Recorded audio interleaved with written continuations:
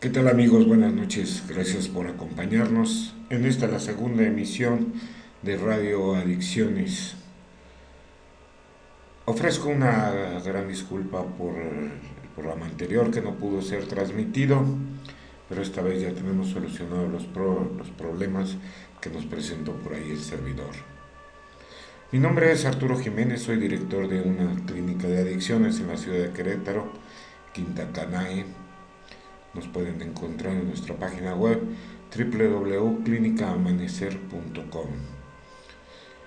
Bueno, el día de hoy vamos a tener un programa dedicado a las adicciones, como todos los que realizamos. Y el tema de hoy será la naturaleza de la obsesión. En el programa anterior habíamos hablado de cómo se habían formado los grupos, del nacimiento de Alcohólicos Anónimos y de la importancia que tenía el libro azul dentro de nuestros tratamientos. Hoy vamos a retomar un poco esa parte y hablar un poco de la importancia que tiene el libro azul dentro de cualquier programa de 12 pasos, ya que en él se encierra y está contenido lo que es el programa de recuperación. Normalmente cuando doy una conferencia siempre pregunto a los asistentes si han leído el libro grande, el libro azul de Alcohólicos Anónimos, porque es un tema muy importante que debemos tener presentes. Bueno, vamos a iniciar el programa. Cuando el libro grande fue publicado por primera vez en el año de 1939, las personas en la comunidad de Alcohólicos Anónimos trabajaban y practicaban el programa de recuperación contenido en él.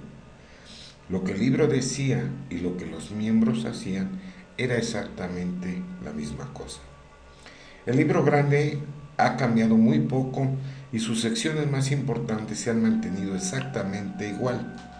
Sin embargo, la comunidad de Alcohólicos Anónimos y las demás comunidades de 12 pasos que han surgido han cambiado mucho. Hemos traído a ellas tantas cosas, les hemos agregado tanto al programa, diluyéndolo en forma tal que en ocasiones se parece muy poco al programa que contiene el libro grande. Pienso que esto es uno de los graves problemas. He escuchado hoy en día en algunas juntas que se les dice a las personas, si no asistes a tus juntas, no preguntes por qué recaes. Pero esto no es lo que dice el libro grande. Puedes leerlo desde el principio hasta el final y no encontrarás este mensaje en ninguna de sus páginas. En la comunidad de Alcohólicos Anónimos y otros grupos de autoayuda de 12 pasos, la gente encuentra mucha fortaleza al compartir y ayudar a otros. Pienso que esto tiene un gran valor, pero hace algunos años, algunas personas descubrieron que podrían mantenerse sobrias con tan solo formar parte de la comunidad, sin realmente trabajar el programa de los 12 pasos. Y esto empezó a dar surgimiento a lo que le llaman ahora la borrachera seca. Personas que se mantenían sin consumir, pero sus comportamientos eran exactamente los mismos. Ya que no había ningún tipo de crecimiento, pues no había la práctica de los 12 pasos.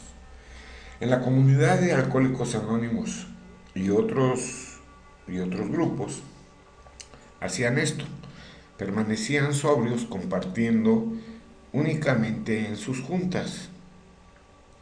Entonces el programa se empezó a diluir un poco, luego un poco más y cada vez más y más. Al paso del tiempo las cosas se diluyeron tanto que la gente en la comunidad comenzó a decir todo tipo de cosas que no están contenidas en el libro grande. Por ejemplo, he escuchado a muchas personas decir, puedes aplicar el programa como cafetería o como una marimba. Toma de él todo lo que quieras, deja lo que no quieras y todo estará bien. No creemos que esto sea cierto. El programa es un todo unificado, no una colección de pequeños pedazos de consejos. No existe en el libro grande que te diga, trata el programa como si fuese un menú.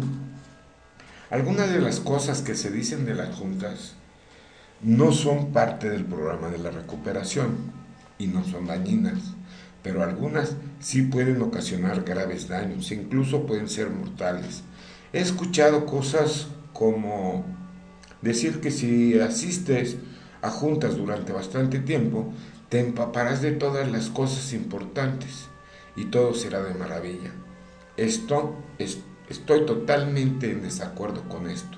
No pienso que el programa de 12 pasos funcione por ósmosis.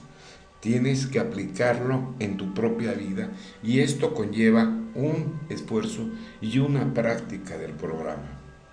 Hoy en día las cosas se han diluido y han cambiado tanto que puedes asistir a algunas juntas y si alguien hubiese leído el preámbulo de AA en la junta, no tendrías la menor idea del tipo de junta a la que estás asistiendo. Si hacemos una reflexión, por ahí existen los grupos que le llaman fuera de serie, grupos donde prácticamente no se lee absolutamente nada y la práctica del programa y lo que el libro grande de Alcohólicos Anónimos nos proporciona para nuestra recuperación no es tomado en cuenta en absoluto. Otros han sido los llamados grupos de cuarto y quinto paso. Se les hace más fácil creer que la recuperación la van a encontrar con solo esa práctica del cuarto y quinto paso. Nos olvidamos de que el primero, el segundo y el tercer paso son de suma importancia para la recuperación. Sin embargo, los reducimos a 2 pasos. De esto es a lo que me refiero cuando se ha diluido y perdido totalmente el rumbo de lo que nos invita el libro de Alcohólicos Anónimos. Sé que esto ocurre en juntas alrededor del país, desde luego no en todas ellas, por supuesto. En algunas juntas de AA la gente habla de todo excepto de la recuperación de la enfermedad del alcoholismo y de la aplicación de los 12 pasos de su vida. Se concentra en hablar de su diario vivir y es la manera en cómo van trascendiendo los años dentro de la agrupación. No dudamos que la gente trae estas ideas a la comunidad y que lo haga con buenas intenciones. Sin embargo, necesitamos hacer notar que el libro grande no trata en absoluto sobre la comunidad.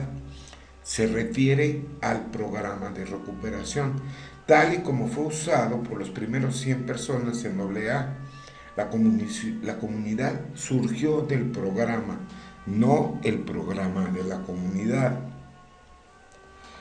AA creció enormemente porque muchas personas se recuperaron y muchas familias se vieron reunificadas por él. La mirada de todos los adictos que llegaron a AA e hicieron un intento serio y sincero de recuperarse, adquirieron sobriedad de manera inmediata y se mantuvieron así. Otro tanto adquirió sobriedad en forma más lenta. Así es que al principio, cuando el programa de la comunidad y el programa del libro grande eran uno mismo, se calculaba por un 75% de las personas que utilizaban el programa de los 12 pasos y realmente trataban de recuperarse de la enfermedad de las adicciones lo lograban. Me pregunto cuál es el porcentaje hoy en día. Tengo serias dudas de que llegue siquiera a un 35%. No creo que los adictos de hoy sean muy diferentes a aquellos del año de 1939. Y por supuesto, las adicciones siguen siendo igual que en el 39. El libro grande tampoco ha cambiado mucho desde aquellos días, en que probablemente el 75% de todas las personas que lo leían y seguían su programa de 12 pasos se recuperaban de la enfermedad de la adicción. Lo único que ha cambiado es nuestra comunidad. Es por esto la importancia de retomar el programa de AA que está escrito magistralmente en el libro azul de Alcohólicos Anónimos. Bien, vamos directo al tema de la naturaleza de la obsesión. Actualmente, la profesión médica ha producido una gran cantidad de evidencias que confirma las conclusiones a las que llegó el doctor Silver sobre las adicciones. Ha habido muchos estudios médicos que muestran que el cuerpo de un adicto no reacciona ante las sustancias o comportamientos adictivos de la misma manera que lo hace el cuerpo de un no adicto. Por ejemplo, cuando los no alcohólicos beben, el alcohol se divide dentro de sus cuerpos en varias etapas: agua, azúcar y dióxido de carbono. Pero ha habido muchas evidencias que muestran que el alcohol no se divide así dentro del cuerpo de un alcohólico. Debido a esto, en lugar de estar un poco mareados, los alcohólicos tienen un deseo imperioso por el alcohol. El alcohol no hace que el deseo desaparezca ni que sea más tolerable. De hecho, lo hace más fuerte. Es como rascar un brote en la piel hasta que sangre. Es por este motivo que cuando casi todo el mundo está listo para irse a casa después de una fiesta, el alcohólico apenas se está preparando para continuarla. El deseo físico es más fuerte después de la 20ª, no de la tercera copa. Nunca logra beber todo lo que desea. Una vez que ha comenzado a beber, es literalmente imposible detener ese deseo imperioso. Sobre las últimas décadas, la profesión médica ha descubierto más evidencia. Las adicciones son una enfermedad progresiva. Eso significa que en cuanto más tiempo la tienes, más empeoras, aunque ni siquiera te acerques a tu adicción.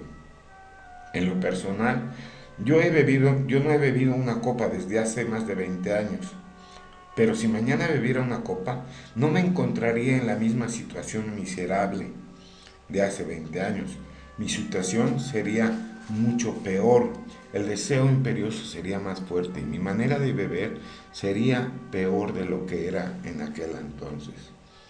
Cuando he conocido a alguien durante estos 20 años acudiendo a los grupos que había recaído y se había vuelto a emborrachar después de algunos años de estar en el programa, le preguntaba: ¿te fue mejor esta vez? E invariablemente la respuesta es que fue doblemente peor de lo que había sido cuando esta persona bebía antes.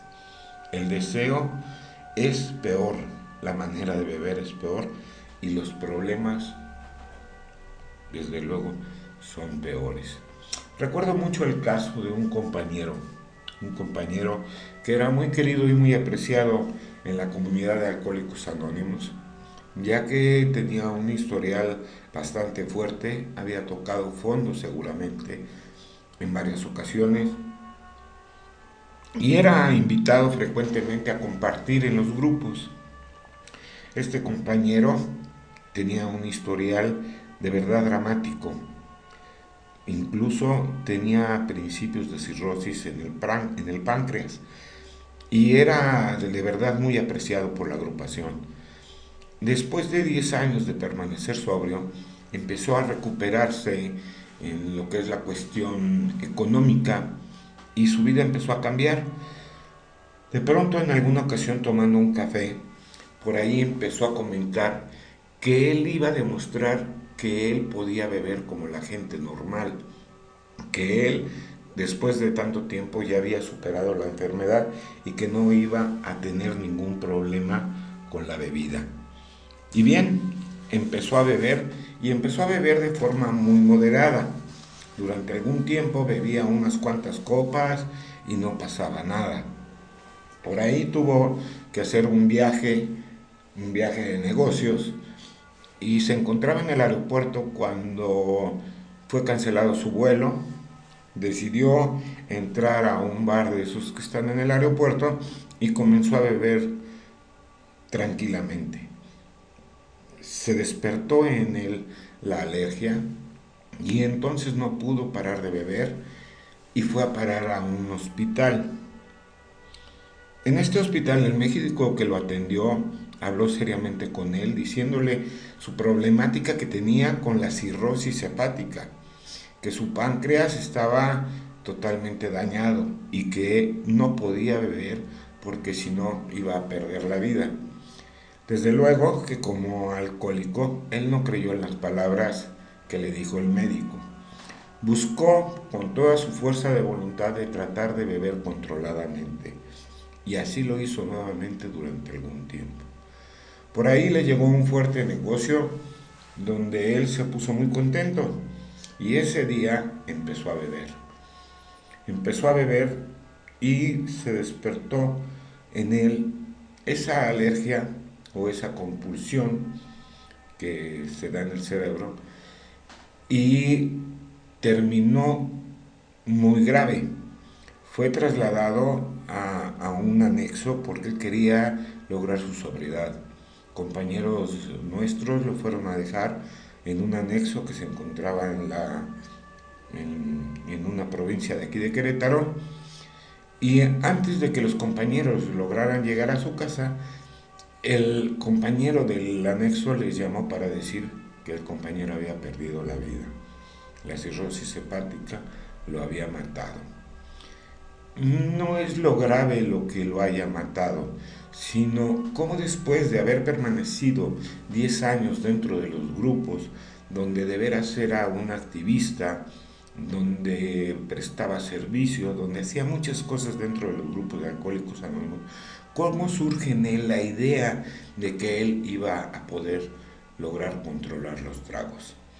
Me gustaría retomar un poquito acerca de esa parte de la alergia y hablarlo como lo maneja hoy la comunidad médica, con todos esos descubrimientos que se han hecho a través de la neurología y qué han descubierto acerca del alcoholismo.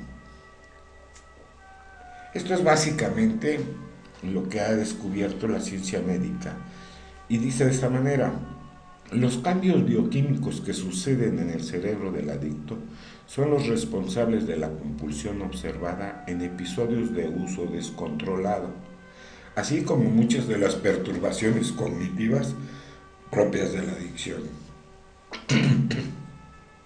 Y nos habla de que en sus últimas investigaciones hay diversos neurotransmisores implicados, así como vías de sistemas cerebrales, tales como el sistema de recompensa mesolímbico, que son factores claves en el desarrollo de la sintomatología de la adicción.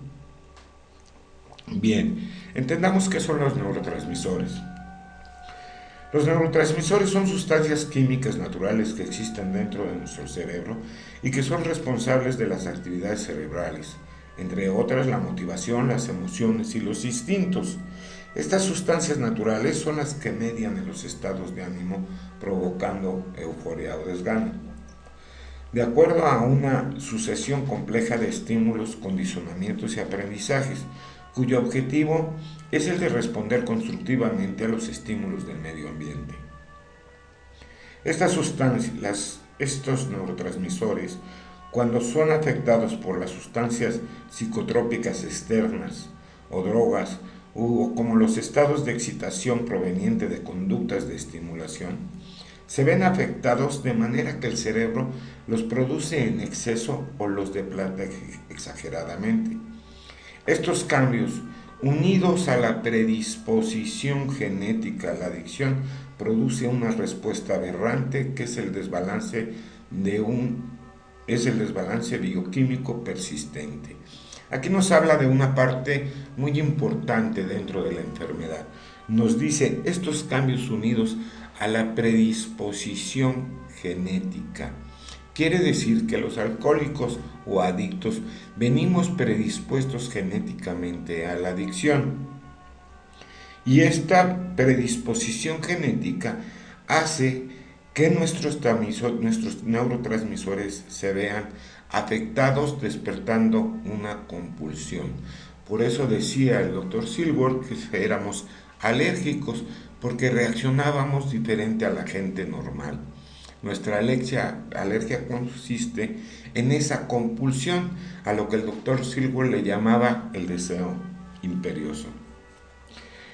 Los neurotransmisores más importantes involucrados en la respuesta adictiva es la dopamina, las endorfinas, el ácido GABA, en fin, se asume que todos los neurotransmisores tienen un papel en la adicción. Aún se investiga para determinar la naturaleza del papel que juegan estas vías y los químicos cerebrales que interactúan produciendo el desorden adictivo. Es por esto que aún no ha podido encontrar una cura para esta enfermedad, porque son tantos los neurotransmisores que intervienen en el proceso adictivo que no hay forma de detener esos cambios bioquímicos que suceden en el cerebro. Para poder entender esto, voy a dividir el cerebro en dos partes, el cerebro racional y el cerebro primario. En el cerebro racional, esta zona del cerebro es la correspondiente a la corteza cerebral. En ella se asientan las funciones superiores intelectuales y abstractas. Es la llamada materia gris. Su función es la de analizar racional los hechos y la información que llega a través de nuestros sentidos. En el proceso de la adicción, esta área se ve afectada produciendo un sistema dilucional de la adicción, el cual es un conjunto de pensamientos adictivos que complotan junto al cerebro primario para facilitar y mantener activo el proceso adictivo. Aquí ya nos habla médicamente de esta parte de la obsesión y de todo ese pensamiento adictivo. Bien, vayamos al cerebro primario. Se le llama así al cerebro bajo, que incluye las áreas de funciones vitales, las zonas mediadoras de las emociones y los estados de ánimo, la generación de instintos de supervivencia y regulación corporal. Esta parte del cerebro está directamente involucrada en el desarrollo de la adicción y ahí se encuentran los desbalances bioquímicos responsables de la compulsión, la memoria eufórica y los deseos automáticos. Ahí se encuentran vías dopamigénicas y de endorfinas, tales como el sistema de recompensa cerebral. Este sistema de recompensa cerebral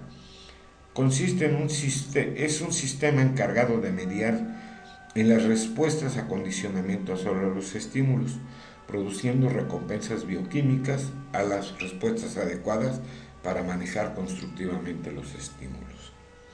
Está compuesto por zonas mesolímbicas y mesocorticales. La estimulación excesiva de este sistema conlleva a que las personas predispuestas a cambios bioquímicos permanentes medien la reacción adictiva, de modo que cambia su funcionamiento y su respuesta a los estímulos ambientales. Hay una parte también que nos habla de este cerebro primario, que es la memoria eufórica y los deseos automáticos, los cuales están directamente ligados a lo que es la obsesión. Bien, ahora como alcohólicos sabemos que una parte de nuestra enfermedad se encuentra dentro de nuestro cerebro y que es la que no tiene cura. Ok, entonces vayamos, si la parte física de mi enfermedad no tiene cura, lo que sí puede tener una respuesta es la parte mental. Como dije, hemos dedicado mucho tiempo a hablar sobre el deseo imperioso físico que tiene un alcohólico al beber alcohol, porque creemos firmemente que esta información es básica para nuestra recuperación. Pero toda la cuestión de lo que sucede después de comenzar a beber no importaría si no bebiéramos esa primera copa. Entonces, ¿por qué tomamos esa primera copa?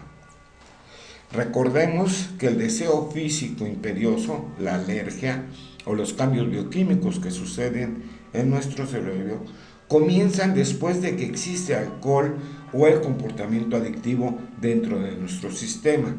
Esto significa que lo que te hace beber esa primera copa está enteramente en tu mente. También significa que toda tu recuperación se deberá llevar a cabo de tu mente. El Dr. Silver, en el libro grande, en el libro azul de Alcohólicos Anónimos, explica que las personas beben esa primera copa porque les gusta el efecto que el alcohol produce en ellas. Y aquí es donde se involucra esa memoria eufórica y esos deseos automáticos.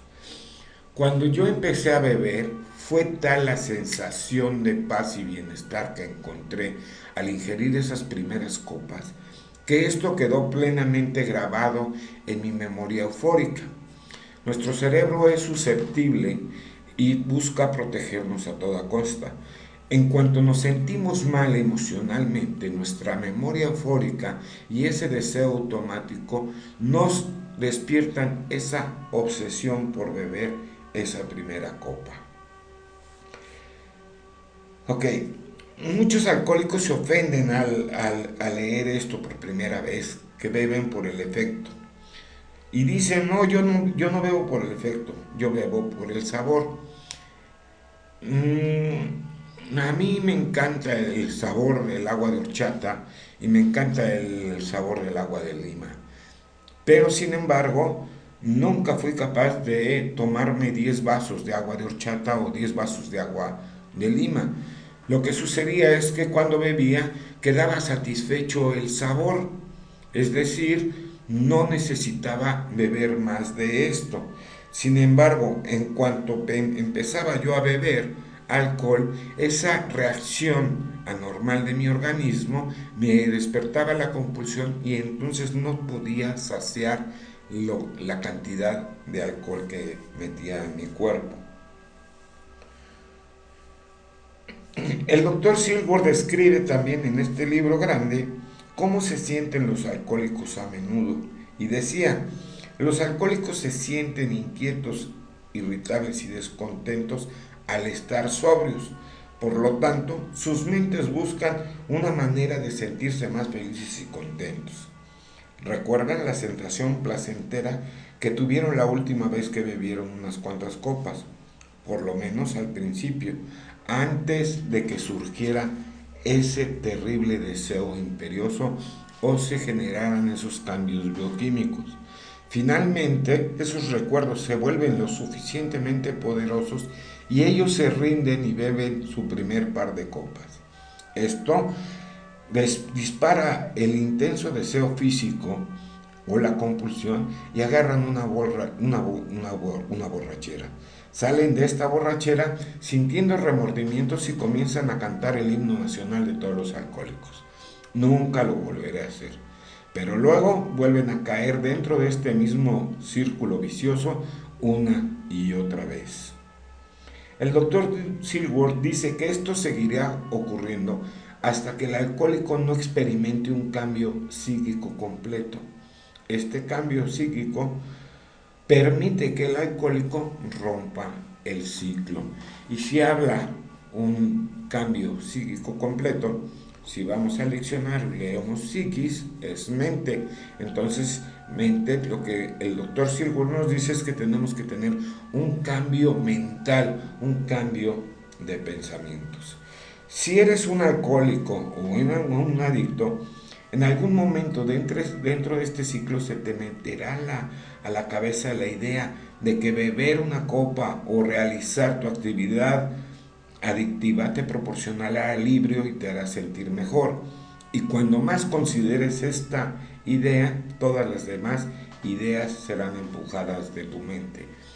Partamos de la definición de obsesión, la cual dice que obsesión es un pensamiento fijo que quita cualquier otra idea.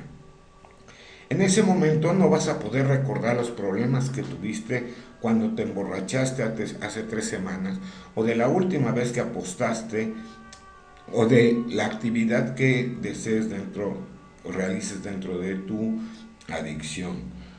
Tu mente te disparará a beber, por lo que beberás, que a su vez va a disparar ese deseo imperioso o va a despertar esos cambios bioquímicos dentro de tu cerebro. Y entonces, entre más lo desees, más bebes.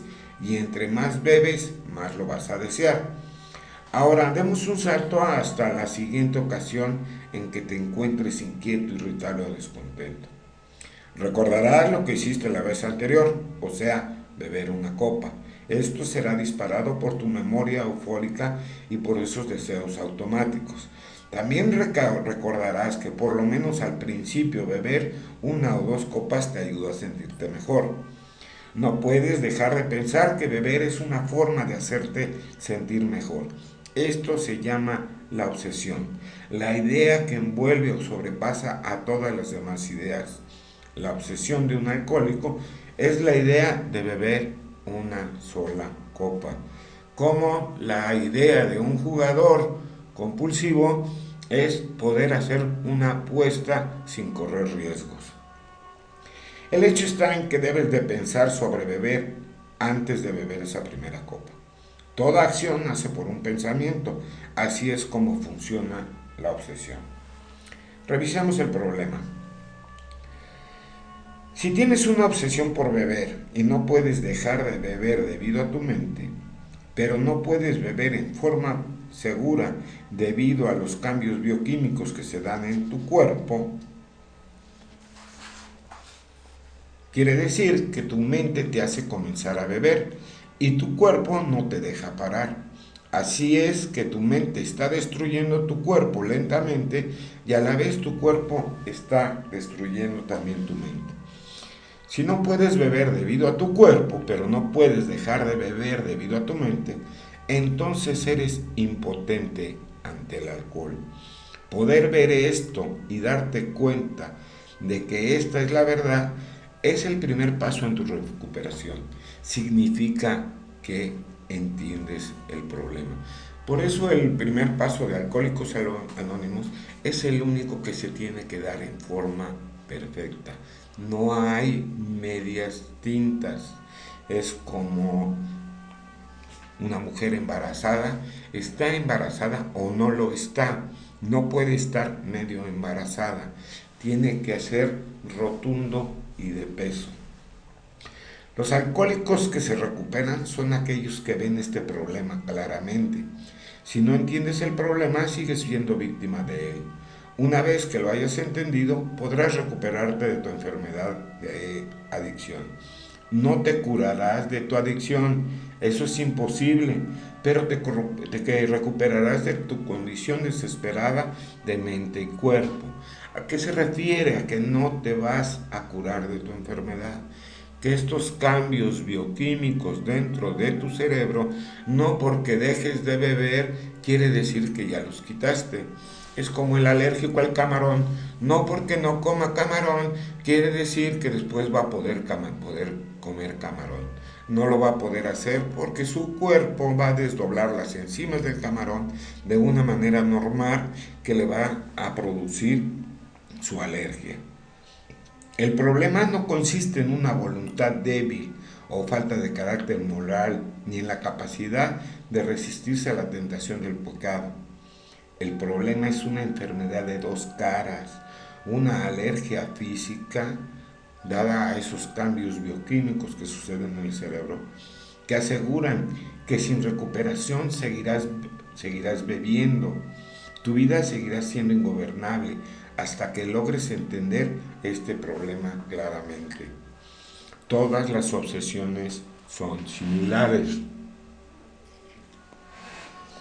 Hemos estado hablando sobre la obsesión por el alcohol, pero existen muchos tipos diferentes de obsesiones y muchas personas que las tienen. Recuerda, una obsesión es cualquier cosa que se sobreponga a todas las demás ideas y es tan poderosa que puede hacerte creer cosas que no son verdad.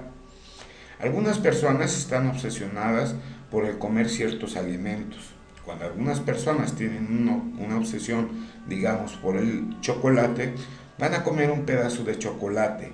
Este va a disparar la reacción en sus organismos, en la misma forma que el alcohol dispara su alergia en los alcohólicos.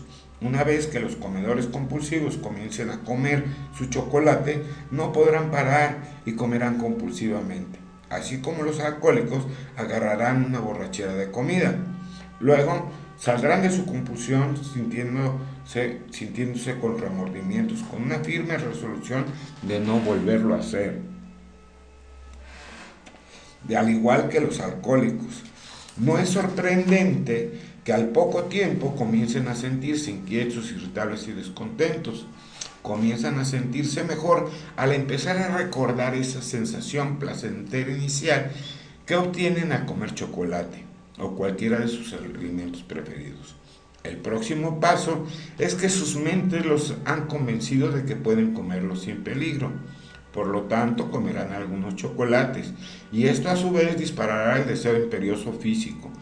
por lo que no podrán parar. Sus vidas se convierten en un infierno, así como le sucede a los alcohólicos.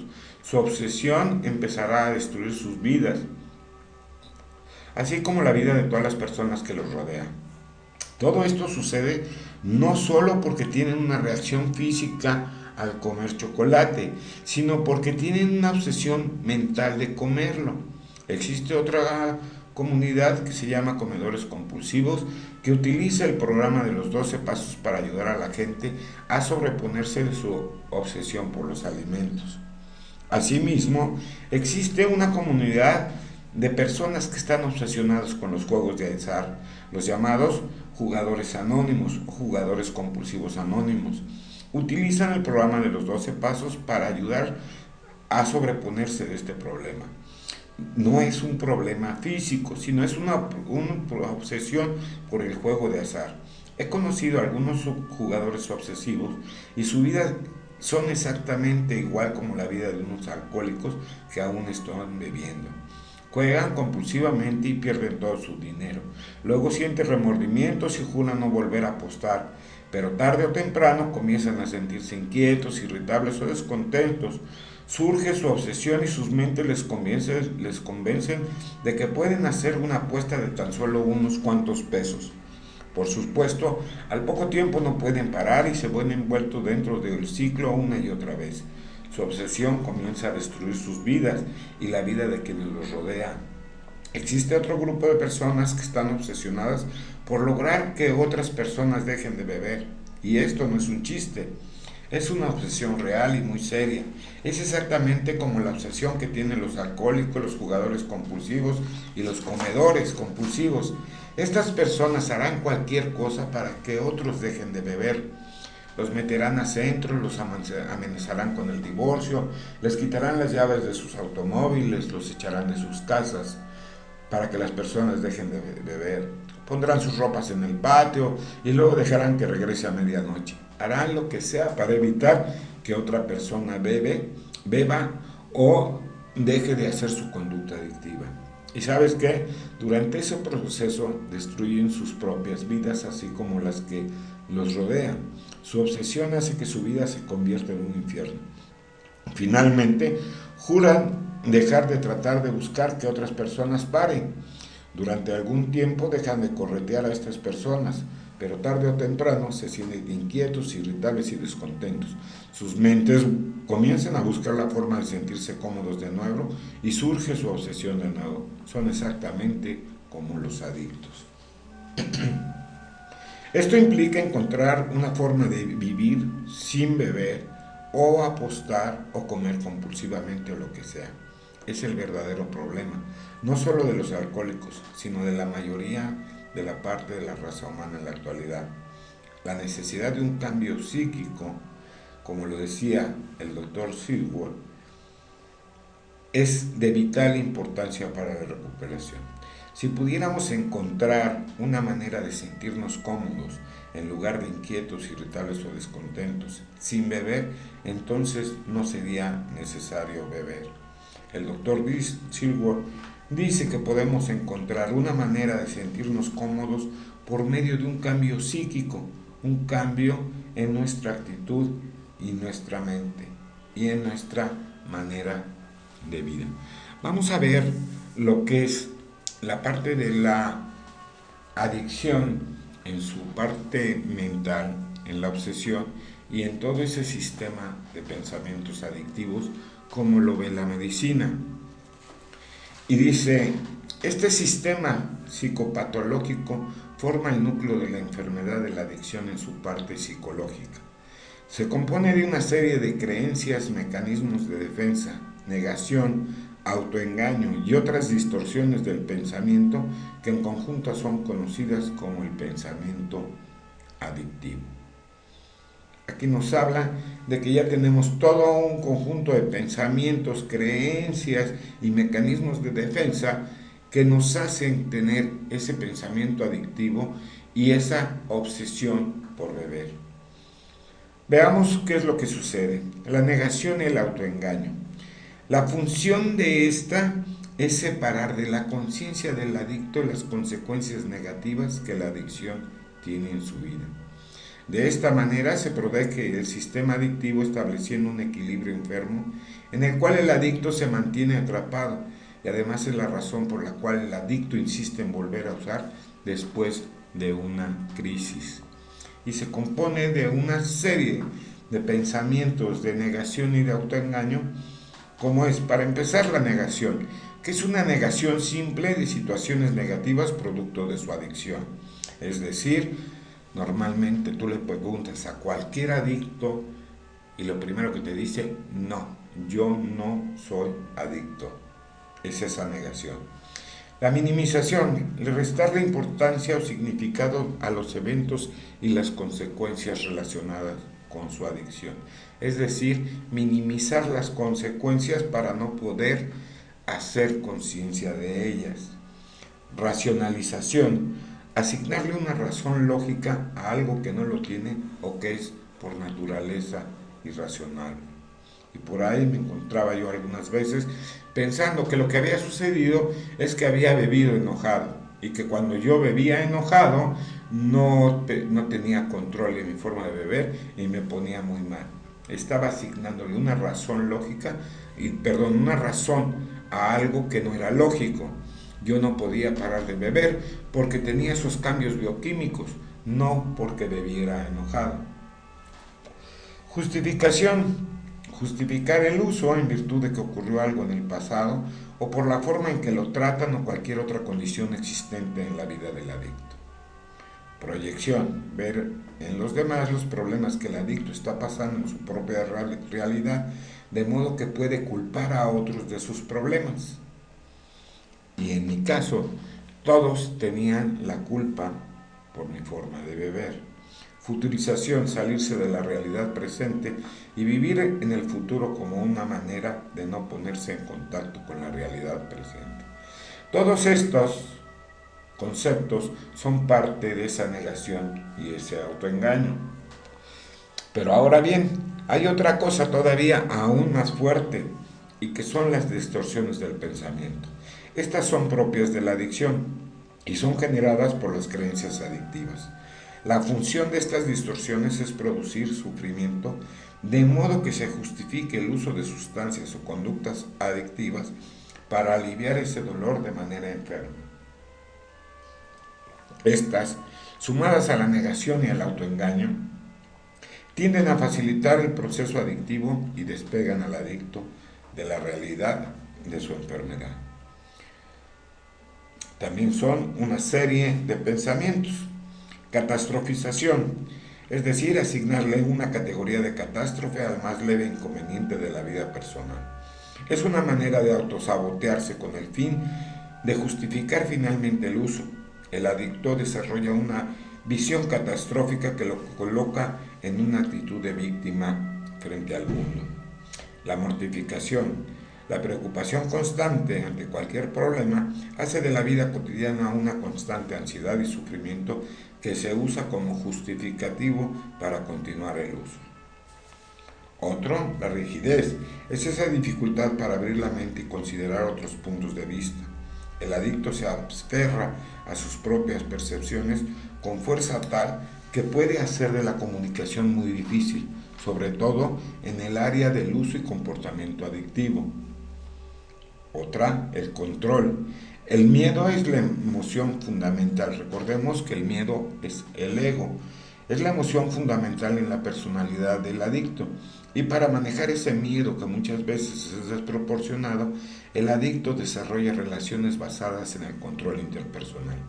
Esto causa dolor en las relaciones y muchas veces termina produciendo violencia. Otras son los pensamientos blanco y negro.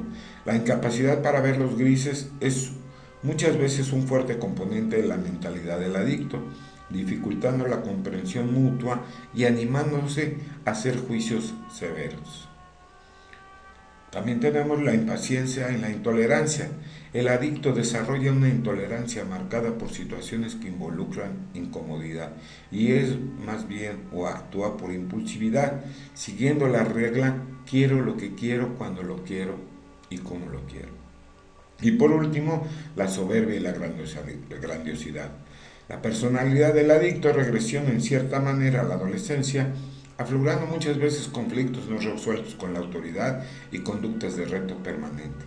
Esto se debe a una hipertrofia del ego como compensación del deterioro en la autoimagen que se produce por el impacto de la adicción en sus propias vidas. Todas estas distorsiones provienen del sistema de creencias adictivo que conforman la raíz del desorden adictivo en el plano mental. Para poder recuperarse de la adicción es necesario detectar y cambiar dichas creencias. Pues bien, esto es lo que es todo ese conjunto de pensamientos adictivos. Cada persona somos completamente diferentes a otros, así que nuestro conjunto de pensamientos de la misma manera son completamente diferentes a otros. Es por esto que el programa es individual, porque lo que a uno le cuadra, a otro le checa. Uno de los problemas más fuertes que yo encontré en mis inicios, en mi recuperación, que me hicieron entrar y salir de los grupos, era cómo me comparaba con los demás adictos. Yo escuchaba en las juntas de AA gente que hablaba de cómo golpeaba a su mujer, o gente que se quedaba dormida en las mesas de cantina, o gente que se dedicaba a pelear, en fin, muchas cosas que a mí no me sucedían dentro de mi alcoholismo. Esta comparación, unidas a la negación, me hacían decir, no, yo no soy adicto. El problema lo tiene esta persona, yo no tengo ningún problema. Así que yo no soy digno de permanecer en estos grupos. Muchas veces esa comparación me mantuvo fuera de los grupos. Cuando empecé a trabajar de forma individual y pude empezar a detectar todos esos pensamientos adictivos, cómo era mi minimización, cómo racionalizaba, cómo justificaba, cómo era mi proyección, empecé a entender y a comprender mi adicción, que es completamente diferente a otros. No podemos hablar de los mismos sistemas adictivos en un muchacho o en un joven de 15 o 16 años que empieza a consumir sustancias y que ya tiene problemas con ellos, con un señor de 78 años que es alcohólico y que no puede parar de beber. Desde luego que el de edad va a decir que de qué sirve que deje de beber si ya va de salida, y el joven va a decir que lo queremos sacar de la fiesta antes de que llegue a ella. En fin, sus pensamientos van a ser completamente diferentes. Entendamos que esta es una enfermedad multifactorial, es decir, que intervienen muchos factores para que se desarrolle, como es el factor social, el factor familiar y el factor individual. Estos tres factores hacen completamente que el individuo que la padece tenga su propio sistema de pensamientos adictivos diferente a cualquier otra persona. Por esto es importante empezar a detectar cuál es mi enfermedad mental, cómo es todo ese sistema dilusional que yo tengo como adicto. Les agradezco muchísimo su atención y de verdad estoy muy complacido por su compañía. Espero que estas charlas les sirvan y ayuden un poco en su rehabilitación, o mucho. Los invito a unirse a nuestro canal de YouTube, el cual es Clínica Amanecer Quinta Canae, o en nuestra página de Facebook Quinta Canae, o bien en nuestra página de internet www.clinicaamanecer.com. Mi nombre es Arturo Jiménez, les doy la más cordial de mis abrazos por esta gratitud de que estén conmigo y los espero el próximo martes con otro programa más de adicciones. Gracias y que pasen buenas noches.